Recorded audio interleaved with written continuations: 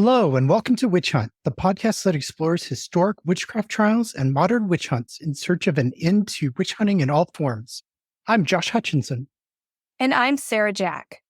We're descendants of people accused of witchcraft. And we're here to tell stories of people like them. We cover the past, present, and future of witch hunting. Witch hunting dates back thousands of years. The practice occurred all across the ancient world And continued through the classical era and the medieval period. In Europe, witch trials ramped up in the early modern period and resulted in the deaths of tens of thousands. But witch hunts also have occurred in other parts of the world, and they've never stopped anywhere. Witch hunts, now mostly unsanctioned, occur in all corners of the globe today, killing thousands per year. As historian Wolfgang Behringer has stated, there have never been so many witch hunts as we see in today's world. Today's guest is Danny Buck, who introduces us to the witch trials of astrologer Mark Prynne of Great Yarmouth, England. Along the way, we'll meet an interesting cast of characters and learn about astrology's role in 17th century England. Danny tells us about the golden age of astrology and the great astrologers of England in the 17th century. He shares the different perspectives on astrology, including the impact of Puritan beliefs on the perception of astrology. We'll learn what astrological products exist and what their uses are. Today, we focus on the intriguing figure of Mark Prynne, who was an amateur astrologer who was involved in locating lost goods and helping his neighbors determine the future. We'll also learn about the antagonist to Mark Prynne, a MP named Miles Corbett. We'll learn about his leading role in the witch hunts and the accusations specifically against Mark Prynne. We'll also learn how he was satirized by poet John Taylor, who wrote a book called A Brief Relation of the Idiotisms and Absurdities of Miles Corbett, Esquire, Counselor at Law, Recorder, and Burgess for Great Yarmouth. This is the podcast's second visit to the witch hunt of 1645 in Great Yarmouth. Dr. Buck is going to give us an overview of the witch hunt, where Mark Prynne faced allegations of practicing sorcery and using witchcraft. We will also hear about a second round of accusations in the spring of 1646.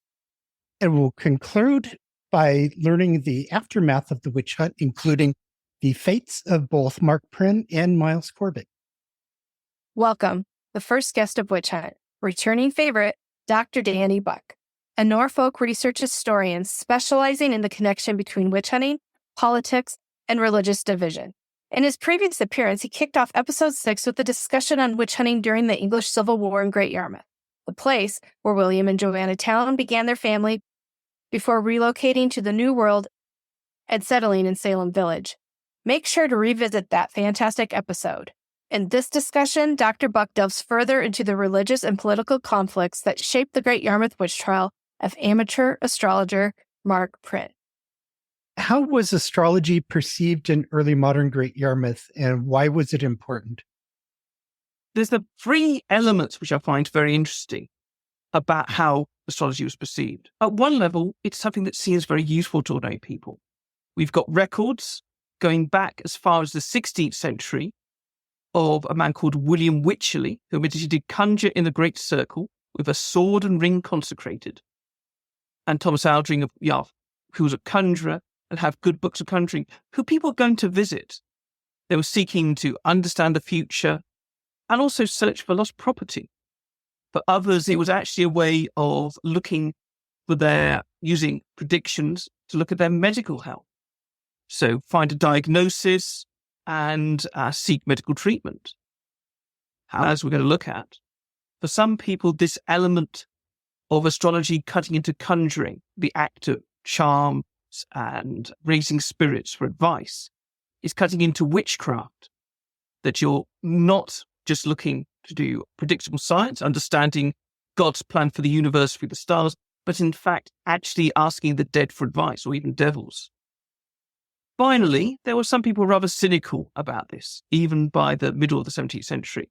People who were thinking that astrology is nothing but a con trick, a way for illiterate peasants or gullible guests to seek lost things from someone who could tell them what they wanted to hear. Probably closer to our idea of cold reading. Someone who can speak the names of the constellations enough to seem educated or have some secret knowledge over the rest of them. What was the golden age of astrology? This is a difficult question. Obviously, astrology has been something that we can go all the way back to ancient Mesopotamia, if not earlier. People have always looked to the stars and tried to seek meaning in them. We think of things like Halley's Comet being seen just before the Battle of Hastings as an ill omen for the Saxons. But the 17th century introduced a couple of elements that made astrology more accurate, or at least to those who believed in it. Accurate clocks meant that birth dates would not be a vague day, be put down right to the hour. Increasingly accurate telescopes and astronomical, as opposed to astrological, equipment was being invented that meant that stars could be understood in ever greater clarity and purpose. I think it was Bernard Kapp who said that the last of the astrologers were the first of the astronomers. I think a very famous astrologer for the court in Poland, Copernicus, started up as the court astrologer. This meant that you could ask for a birth chart from an astrologer, and you could put it down to the minute, and therefore get what would seem to be an increasingly accurate diagnosis. But also, because of the printing press, astrology became ever more accessible to the ordinary person. The astrologer I want to talk about today, Mark Prynne, started his career with basically like a dummy's first guide of how to look at the stars. A brief of Molson's Almanac. So again, as opposed to the full book, it's a brief, so it's been shortened and made more accessible for the ordinary reader, as opposed to the larger original, I think it's originally a 15th century French almanac. What other products did astrologers create?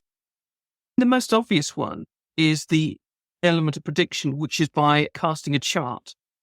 This isn't a particularly visual medium, but you can often see them that survive in this period, often with a square with a circle inside or some pattern of that, which is then used to reflect the houses of the stars and their positions and how that therefore interacts with the balance of the humours and health, as well as personality. Again, I'd say often tend to be a bit more circular, but they still are used by people.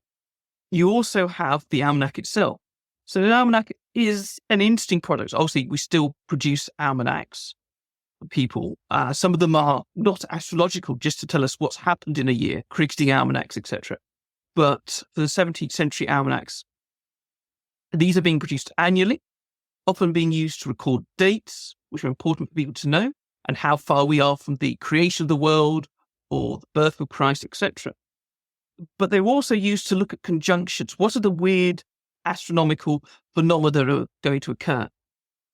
And actually, these take on quite a political element.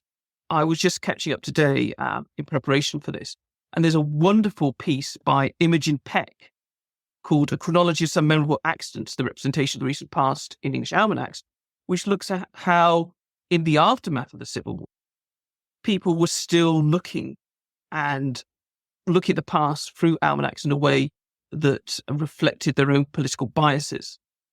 However, this was a lot more complex during the Civil War itself, when there were a variety of rival almanacs. In particular, William Lilly is famous because he produced an almanac that showed how the stars were showing that Parliament's victory was imminent, but he did have a royalist rival producing his own, believing evidence of royalist victory, which unsurprisingly he fell into obscurity while Lilly, with a somewhat more accurate prognosis, continued to thrive. These weren't particularly expensive objects. They're almost mass-produced, what we refer to often as ephemera, so relatively cheap paper, but were being produced through the stationers' companies. They'd often rely on family names, families of astrologers. So in particular in Great Yarmouth, we have Geoffrey Leneve, starting in 1604. On his death in 1613, his nephew Geoffrey, with a J, continued the almanacs until he was dismissed for being a bit dodgy in the local corporation. And his cousin John Neve took over, continuing the almanac from 1626 until 61. So these reliable names meant that people could trust them. And again, it's something that continues until at least the 18th century. I think Benjamin Franklin, of the American Revolutionary fame, got his start faking an almanac claiming the original author had died. He was replacing him in his usual slightly trollish way. And then on top of this, we get some bigger publications. So we've mentioned Lilly's Christian astrology, but also with these different guides, how to, and involvement. It's quite interesting because, again, some of these do bring up witchcraft and the ways that astrology can be used against them. Finally, we've got that medical product, that this ability to accurately understand people's maladies was quite important. In particular, I find it quite interesting, a reference in the Great Yarmouth Corporation book to Mark Prynne helping a distracted man in the town's Bridewell. So this is the poor relief, the precursor to the workhouse. And again, distracted, it's a very vague term, but suggests some kind of mental illness, that somehow this astrological conjunction, and again, it fits into our sort of later idea of things like lunacy and that connection between the stars and mental health that still remains current into the 19th century. Finally, there's this element of what they could do for you. Well, they can find the things you've lost. So in particular, we know that Mark Prynne found a variety of objects. It's been satirized by poets afterwards, that he could find anything from a carved to a windmill or a millstone. But certainly there's evidence of finding things like a man called John Spark, a sailor nearby, who had a lost hat, a cushion, and I think a gold ring. So these are an interesting variety of small items that could be easily lost. Again, you don't know how much this is cold reading, that he somehow be able to talk to them, is able to deduce what's going on. Or, again, if he's being consulted, he's not necessarily successful. It's interesting. You mentioned William Lilly, and I just want to point out that one of his books showed up in Connecticut in a witch trial of Catherine Harrison and was used as evidence against her. That is fascinating. I find that astrologers are they are the more acceptable side of magic. At least your fishermen, your Lilies, and they've got a high status. They're protected they've got connections. William Lilly, he claimed that he'd spoken to King Charles and advised him to not try and escape Carisbrooke Castle. It's easy to say after the event, but he also advised parliamentarian generals. And again, there doesn't seem to be anything, therefore, incompatible for some people with astrology. But there was also a fear. William Lilly as well mentioned there was fear he was accused of being a juggling wizard and imposter. There's a fear about them being compared to necromancers, so being able to somehow predict using the dead. And again, there's an early generation they're responding to, men like John Dee and John Lamb, who are certainly in this box of people who are engaging in dark magic and dark practices that was unacceptable.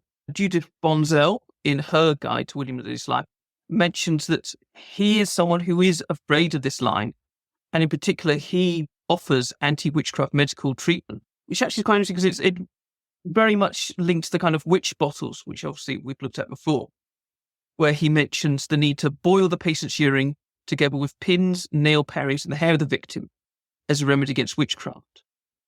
But he gave an example that's a relatively scientific explanation. These are natural experiments and work by sympathy in order to torment the witch and draw her out of hiding, which then, in theory, brought relief to the victim. And of course, the most recent volume of Lilly publications came out in the 1680s, so in time to be influencing the beliefs of people in Salem. Who was Mark Prynne? So I've mentioned him a couple of times now. I found him a wonderful figure. He's one of these people that just jumps out of the records in a really interesting way. Again, I'm very grateful to Peter Elmer, the excellent historian of witchcraft, who's sadly retired now, and who I had to speak to when I was at the UEA. And he brought this to our attention. He, again, in his index to his wonderful Politics and Witchcraft, he brought up a lot of the details I'm going to rely on. We are always able to see so far because we're studying on the shoulders of giants. But he is a fascinating figure. He's definitely an amateur astrologer. Unlike Leneve, unlike Lilly, it is his full-time job. He's mostly a tenant farmer in the town. He's renting land from the local ministry at one point and using that. So this is almost like a sideline, as the Americans say, a side hustle to provide a little bit of extra income. So we don't know much about his family, where he's come from. We do know he's educated because he's noted as having a very large collection of books for the time, of theological, historical, and philosophical books. Again, he particularly mentions Walter's Almanac, who we've described as a brief of the famed shepherds. And we know he's being employed by local residents. So we've got hats, pillows, are definitely being searched for. John Taylor claims a lost cow, calf, horse or cart, silver spoon or bodkin, knife or ring, millstone, windmill, cork. But I think he, again, is being a little bit ridiculous. We know he's being paid 30 shillings, which is quite a lot of money, for curing one Tills, the distracted man who I mentioned earlier. And we know that this medical treatment is already current with people like Leneve. This all suggests he is in demand. He is someone who's being employed quite regularly, even if this isn't his full-time career. What do we need to know about his landlord, the minister? We're very lucky that there's an interesting connection here. Prynne is renting land from Matthew Brooks. Matthew Brooks, as we mentioned a little bit last time, was a very lordly minister in a town that was very Puritan. So they did not get on well. So he arrives at the town in 1630 in the middle of a crisis where they're trying to handle the presence of the town's Puritan minister who's being pushed to one side by the dean and chapter of Norwich, the more Lordian authorities. And he starts making a splash pretty early. By December 1631, he marches into the church and reads the 1627 injunctions against the Puritan minister, which means he's then arrested by the town's corporation. So in particular, Henry Davy, Thomas Green, Ezekiel Harris, and a man who we're definitely going to come back to later, Miles Corbett.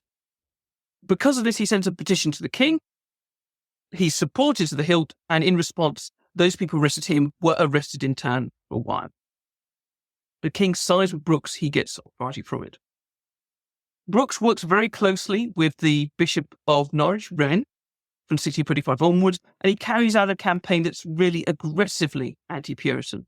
He makes the church look nice, he puts in stained glass windows, he gets rid of the raised seating used by the Puritan authorities that could look down on the folk of Yarmouth and keep an eye on them, make sure they're behaving properly in church.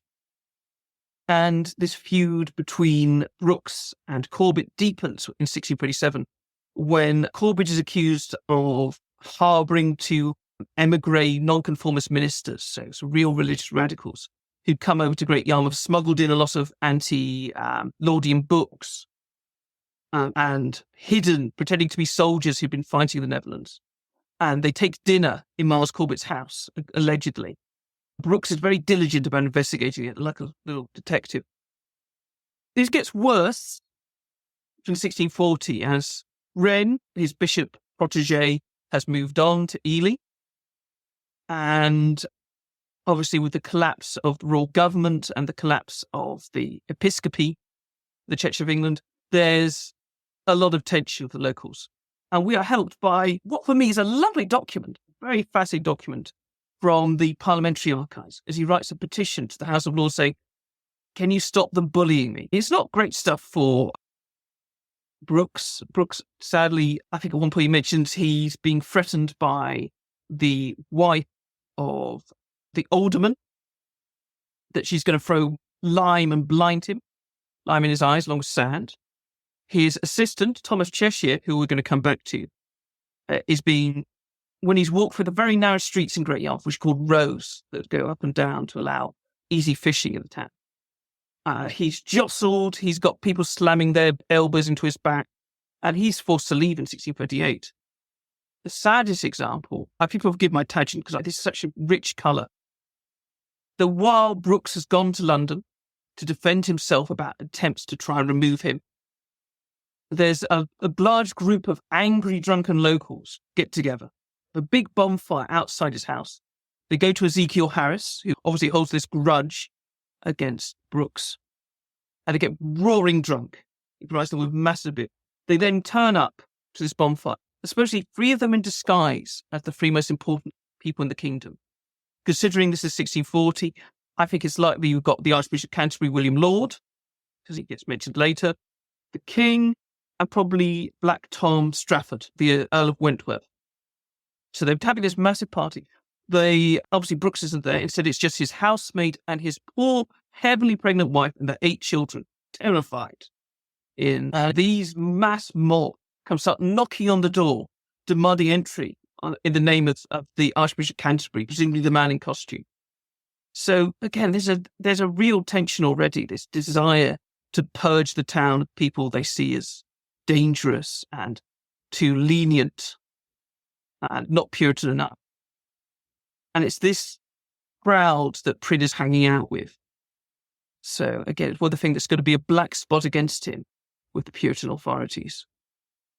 You mentioned Miles Corbett. Can you introduce us to him? Miles is a fascinating figure in his own right. So he's the second son of Sir John Corbett, a baronet from Sprowston. That probably means very little to you. Hopefully, there's a Sprowston somewhere in America, amongst the other many English renamed settlements. But this one is a slightly unimpressive outskirt of Norwich today. But again, it's not an unpleasant place. He's a well-educated man. He goes to Christ's College, Cambridge in 1612. He attends Lincoln Inn, his training as a lawyer, before being called to the bar in 1623.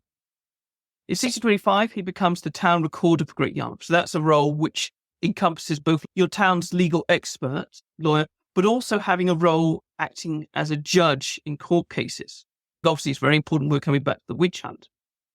His brother was the MP for the town and was arrested by King Charles as one of the 5 members who resisted his call for a loan to try and sponsor the war against Spain and France. And sadly dies in prison, which again, likely one of the reasons why Corbett is so anti-government and so angry with the Church of England there, as well as his time in Cambridge. He also undertook the role for King's Lynn and Aldborough recorder, which again is quite interesting because both of those towns are towns that are touched by the witch hunt. And again, one of the things I've always wanted to do is to really get to depth and look at some of these communities, because also Southwold is well connected to Corbett. Is he someone who's helping to persuade Matthew Hopkins to come along the East Anglian coast, that all these towns which he's connected to? This is something that hopefully Marion will find the answer for that. I'm looking forward to that as part of her wonderful 7 Counties project. But he's definitely someone to keep an eye on for that. His allies might say he's a very rigorous man, legally trained, has a very important role to play in the Long Parliament, and he remains as MP up until 1660. So obviously proves himself loyal. Is involved in Ireland as well during the Commonwealth, trying to sort out land there. But for his enemies, John Taylor describes him as a stiff cathedral hater, a utopian of no religion, and whose fired zeal led him to be cruel to toothless aged ministers. Even crueler newspapers in the 1650s were comparing him to the devil, saying he was very dark, which again, I always wonder again, he's someone from Sprowston. Is he quite swarthy? We don't know. There's a couple of lovely prints of him where he's doing all right for himself in the 1650s. He looked quite prosperous. And one of the lovely things we've got in the Norfolk archives is this little paper. Is like 2 pieces of A5 folded together to form a little booklet, which is rather touching because it notes the date when he was married and it notes the exact date, the hour his children were born. And obviously, this is something he kept with him, which I find very sweet. He's a very human figure despite all this. So his role in the witch hunt, obviously then we've said that he's the recorder. He's the one gathering the evidence. He's also in his role as town clerk. He's keeping an eye on the papers. And he's like the person who sent the invitation to Hopkins to come to Great Yarmouth in the first place. So he's deeply enmeshed. As we look, there's accusations. He took a much deeper personal interest in the case against Mark Prynne. What kind of charges were brought against Mark Prynne? So in 1638, he's first accused of using charms to locate the lost goods of one John Spark, a sailor. But in 1645, he faced the much more serious allegations of practicing sorcery, to using witchcraft to locate lost goods belonging to Anne Can and John Ringer, who's a mason. He's also indicted for using witchcraft on John Howlett, a goldsmith, and his son, also named John, conveniently, who were both sick at the time of the trial. Since it's been a while since we spoke about the 1645 witch hunt, can you refresh our memories with a brief overview of that? So it starts in the 22nd of April in 1645 with Howlett and his son John being so the first people to make their accusations of witchcraft. This leads to eventually 10 people being accused, 6 convicted, of which 5 are hanged for the crime. There's also a second round of accusations in the spring of 1646. 6 are made, but all 6 of them are found not guilty. And how did the community respond to the allegations against Prynne? As far as I can tell, early on there seems to be this support, the growing support after this, that there's increasing numbers of accusations that follow this. So we have a few more people, as we noted, accusers being brought, not just Howlett and his son. But the trial itself, we have an account of Thomas Cheshire, so the man who'd been the assistant to Brooks, arriving and giving testimony, defending. It's the kind of defense where this man isn't a witch, he's just a con man, but it's still better than being hanged. So there does seem to be some people willing to rally in his support. And obviously he's found not guilty. So also the jury are convinced that he isn't someone who's engaged in witchcraft. What kind of evidence would they have presented against him? So from the collection, from the account we've got, obviously we have the trial records. We know people are speaking in evidence for and against. But in particular, we have an account, a hostile account to Miles Corbett, that mentions that the evidence being brought in front of the jury included Prynne's collection of astrological books. So we've mentioned Molson's Almanac. We've also got a book of merry fortune telling with the forms of dice and stars. Also something which is referred to as a book of circles. So again, presumably these are different forms of charts being used. I've spoken to some people upon this, and they suggest possibly the greater and lesser keys of Solomon, or something called the Picatrix, which are being brought in front of them as official texts. The allegation is that so the names of constellations and the names of the astrological forms sound quite demonic. Col Quintenta, Asafoetida, Zazara Phila. And the allegation is that Miles Corbett is so ill-educated, he believes them bitter, stinking, and poxy devils, rather than obviously the form of the stars. He names Alabazama, Copernicus, Rhombolocus, and Mistopheles. So Copernicus, the astrologer, being treated as a demonic figure. How did Puritan beliefs influence the witch hunt and the perception of astrology? Certainly there's an element of Puritan beliefs being used to interpret astrological evidence. Obviously, we talk about William Lilly. William Lilly had to directly write a book called Christian Astrology, trying to seek to show this connection between astrological formations as a way to determine the future, as opposed to other forms. It's a very strict and narrow vision of what astrology could be. Previous people involved in this, obviously, we've mentioned at the start, those two controversial 16th century figures.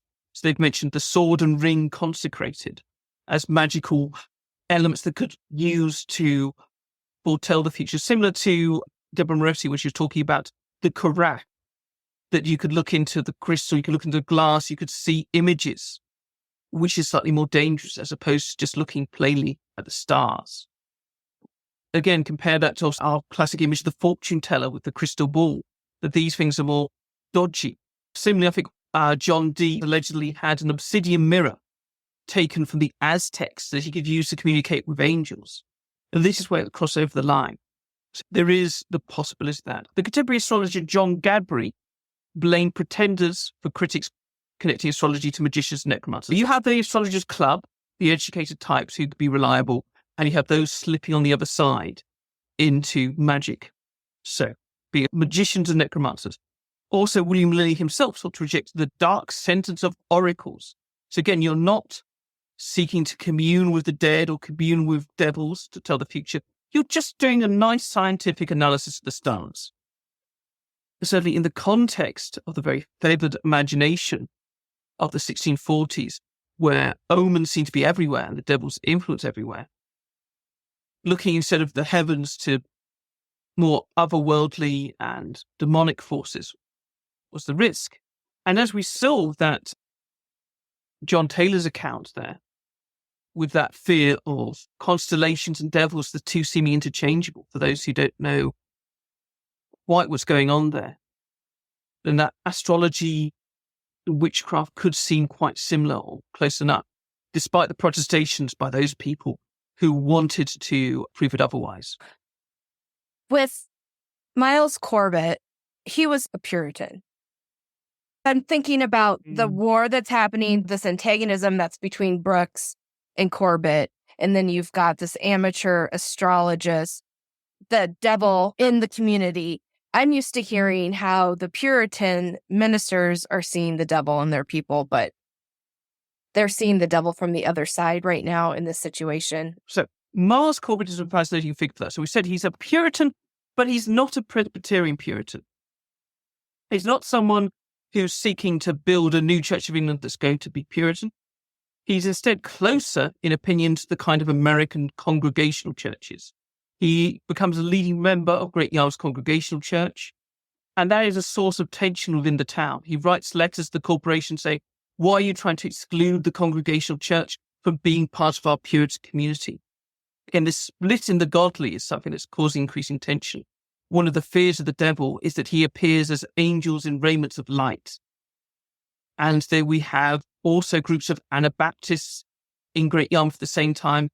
How much conformity can you have? In some ways, seeking someone who is obviously outside the pale you can unite around is something important. But this is something that goes way back. The first accusations are in 1638. While Corbett already has, we'd say, congregational leanings, he's communicating with Congregationalists, people looking to build a new church the New England way. That divide is only caused when there's an actual congregational church there. In this way, his role in promoting the witch hunt, in trying to seek to remove the devil, it provides a mirror to how ministers are as well, I feel. The ministers in Great Yarmouth are involved in other accusations, particularly against Elizabeth Bradwell, a woman. We can see Corbett's crusade here as something that feels very personal. But again, we have reasons for thinking so because of the way it's being treated as such, that it's used as something to ridicule Corbett later for his superstition, his foolishness to get involved. But I feel, from the fact that he's so intertwined with these accusations, that is something he takes seriously. And this man who's been sitting there connected to the old regime and all its corruption provides a useful vehicle to try and engage in this process of reformation and to reunite these two different kinds of godly people, to make them move in the right direction. But again, it's one of those tragedies that despite all this death that he's willing to engage in, it doesn't work really in the long term. What is the outcome of criticism of this astrology being used by a farmer? As we know, Miles becomes a joke to some about this. What other outcomes were there? So this is particularly interesting for me. This is what brings it to light, is that this is used as part of a campaign. There's a wonderful poet who I think we can describe in detail, John Taylor, who is in London during the 1630s. He's originally a water boatman. He basically just travels across the river in his little boat, creates ditties and witticisms, and is a very sharp wit. And now he feels a loyalty to the crown, but he also has a particular enmity against Miles Corbett and Corbett's role in London. The Civil War radicalizes him. So he starts producing political squibs towards the king and against Parliament. But Taylor was arrested by Corbett and the Lord Mayor of London for seditious words against the 5 members, the people who the king tried to arrest in 1642, precipitating the Civil War. So Corbett becomes a particularly good example for him of someone he can satirize. He sees him as the classic example of the parliamentarian elite. These people are officious, they're cynical, they are untrustworthy, and as the wonderfully titled poem, A Brief Relation of the Idiotisms and Absurdities of Miles Corbett, Esquire, Counsellor at Law, Recorder and Burgess for Great Yarmouth. They're idiots. he creates a wonderful 18-page pamphlet poem, which lists 11 idiotisms in total. And you're going to recite the 18 pages? Sadly, the last couple of pages have been damaged, but I will have to bring up some wonderful passages on the Corbett trial. This isn't the first time he attacks Corbett. He does create a satirical parliamentary speech, which is allegedly by Corbett, which again shows his gullibility and his cruelty. And there's another one, 1641, which brings up the witchcraft case again, allegedly about the sort of things that Corbett's done in the year 1641. In the idiotisms, we have, allegedly Corbett presents a dog to the sessions for the crime of stealing some meat and accuses a man of stealing his own goods. Even started getting drunk in the sand dunes outside the town, in particular by Corbett's credulousness, his ill education that means he sees Prynne as such a threat. It is a really good way to show the recorder's supposed injustice, credulity, and ignorance. So again, he can ridicule the recorder, he can ridicule Puritanism. Again, it's something that we can come back to because it's a theme that develops later, particularly after the Restoration, and about how people view witch hunting in general, which is part of the sort of end of that. But in this case, it's particularly useful because he spends so much local detail trying to explain this case and explain why Corbett is useless. But he also does it in a way that feels quite modern. That what he ridicules isn't that somehow Prynne is a particularly skilled astrologer. He's just a con man. And it's part of the expression of the idiotism of Corbett is that he falls for this con man and sees him as a real danger, as just this sort of part-time crook. There was a juggling, cunning man of fame, a nicknamed conjurer, Mark Prynne by name, whose skill was in astrology so great that by that art he many folks did cheat. This Mark, pray mark me now that what here I write could many fiends and planets recite. And more strange magic words from him would drop there are in an apothecary's shop. There's a lovely bit where he describes where Thomas Cheshire has proven that Prynne is innocent.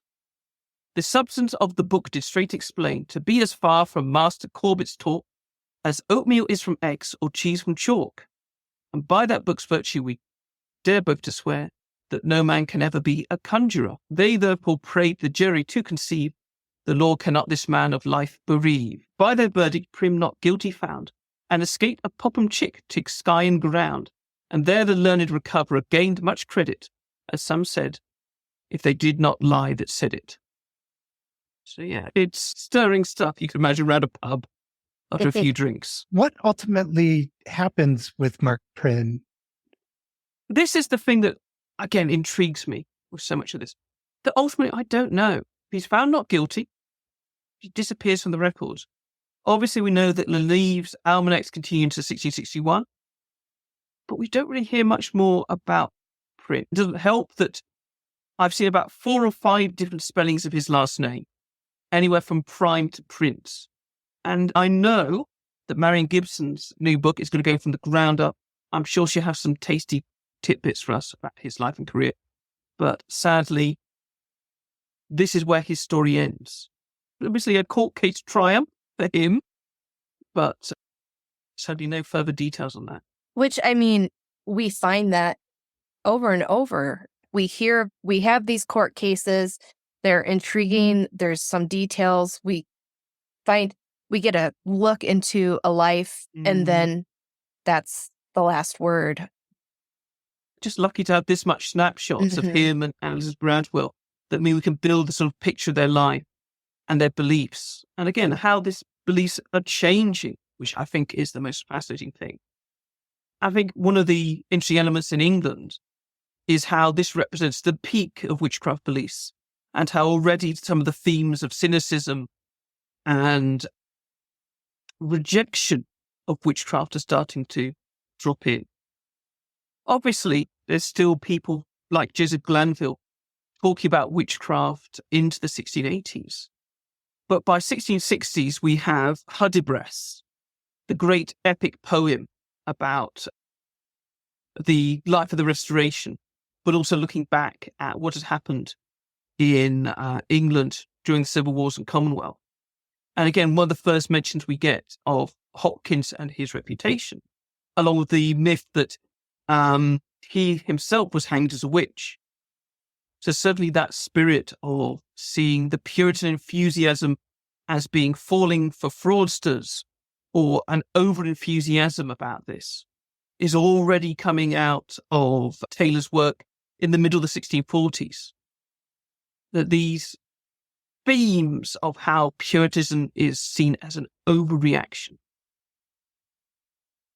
It's interesting how this story is having much wider resonances.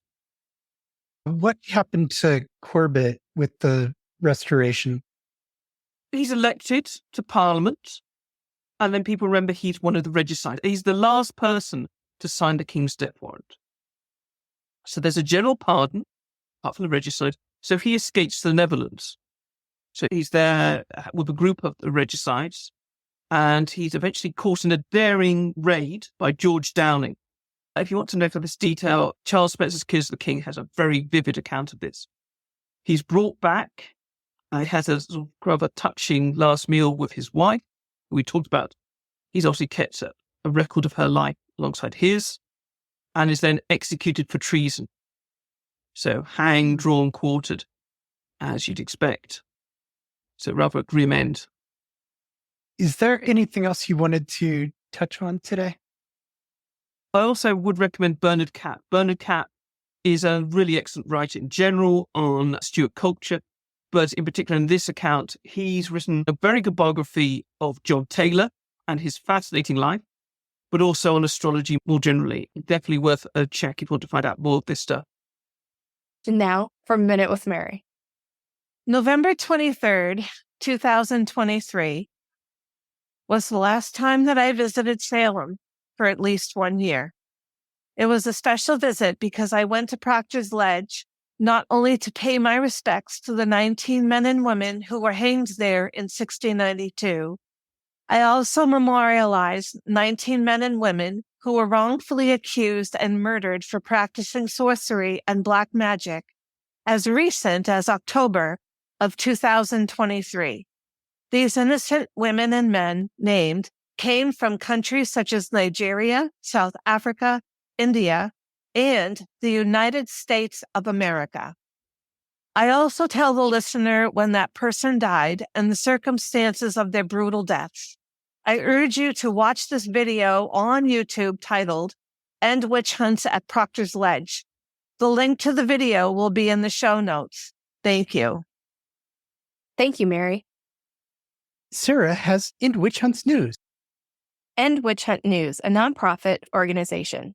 Weekly news update. Thank you for joining us again this new year in unraveling obscure yet familiar witch hunt stories. True stories that persistently unfold in violence and the death of vulnerable and innocent society members today. We anticipate engaging with you each week as we navigate diverse and nuanced perspectives on magic, witchcraft, and the spiritual and supernatural across time, governments, cultures, and religions. We must all respond to the destructive role of witchcraft fear-driven actions, exploring the intricacies of both historical witch trials and the ongoing crisis of witch hunting alongside experts provides us with the necessary insights to take meaningful action. Witch hunts are a disturbing reality that persists, and as part of our podcast community, you play a crucial role in the collective advocacy. Thank you for tuning in, sharing our episodes, continuing the conversation with your sphere of influence, and asking leaders to take action.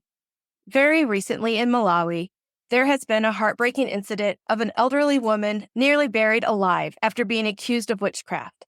Recent podcast guest and Malawi advocate Wonderful Kuche reported that the sister of the accused witch passed away suddenly after a headache. The accusers then spread rumors attributing the death to magical harm caused by the accused.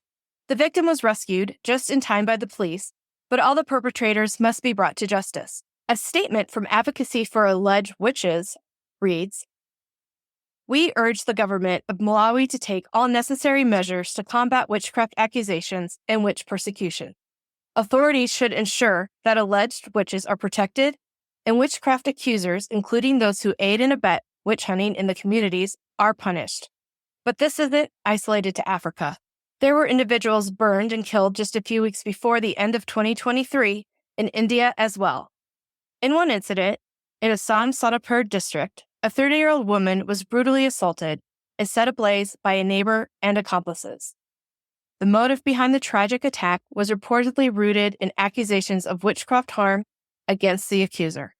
While attacks are still happening, there are advocates and organizations working to intervene. Please learn about these efforts and support them in any way you are able to. Take the action that you can.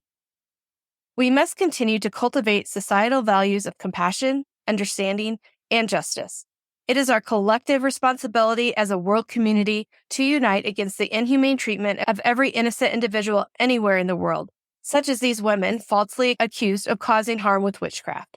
Spread awareness. Share this information with your friends, family, and on social media. Use your voice to let others know about the urgency of combating witchcraft accusations and persecution. Support advocacy groups. Organizations like the Advocacy for Alleged Witches are on the front line, fighting against such atrocities. Consider supporting them and similar groups dedicated to ending witch hunting. Contact authorities. Raise your voice by reaching out to relevant authorities and leadership. Urge them to take swift and decisive action to ensure justice for victims and accountability for all involved. End Witch Hunts actively supports exoneration and memorial efforts that aim to honor victims and raise witch hunt awareness. Take a stand for justice. Sign our petition at change.org/witchtrials to urge the state of Massachusetts to amend legislation, ensuring the inclusion of all those wrongfully executed for witchcraft in the Massachusetts colony. 5 women faced unjust executions for witchcraft in 17th century Boston, and it's time to clear their names. Let's persist in elevating the voices of both historical and contemporary victims of witch hunts. Unlock the power of supporting our podcast by becoming a monthly donor. Our monthly donors are our super listeners. As a super listener, your monthly contributions make a significant impact. Visit our website and easily sign up for any donation amount that suits you. Your generosity fuels the content you love. Thank you, Sarah. You're welcome. Thank you for listening to the first episode of Witch Hunt. Witch Hunt can't wait to meet with you next week. So subscribe wherever you get your podcasts. Be sure to visit at our new website, witchhuntshow.com. And remember to tell all your friends, families, and anybody you meet on the street all about Witch Hunt, your favorite podcast. Support our efforts to end witch hunts. Visit endwitchhunts.org to learn more. Have a great today and a beautiful tomorrow.